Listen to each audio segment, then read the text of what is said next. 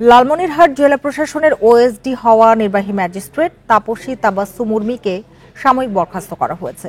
তার বিরুদ্ধে চাকরিবিধি অনুযায়ী প্রশাসনিক ব্যবস্থা নেওয়ার প্রক্রিয়া শুরু হয়েছে। দুপুরে এ তথ্য জানিয়েছে জনপ্রশাসন মন্ত্রণালয়। অন্তর্বর্তী সরকারের প্রধান উপদেষ্টা ডক্টর মোহাম্মদ ইউনূসকে নিয়ে উর্মির ফেসবুক পোস্ট নিয়ে সমালোচনা শুরু হলে রোববার তাকে ওএসডি করে জনপ্রশাসন মন্ত্রণালয়ে বদলি করা হয়। শনিবার নিজের ফেসবুকে তাপসী তাবাসসুম উর্মি লেখেন, সাংবিধানিক ভিত্তিহীন অন্তর্বর্তী সরকারের প্রধান উপদেষ্টা বলেছেন, রিসেট বাটনে পুশ করা হয়েছে, অতীত মুছে গেছে। রিসেট বাটনে ক্লিক করে দেশের সব অতীত ইতিহাস মুছে ফেলেছেন বলে পোস্টে লেখেন তিনি। বিস্ময়বোধক চিহ্ন দিয়ে উর্মি আরও লেখেন, কাউন্টডাউন শুরু হয়ে গেছে আপনার মহাশয়।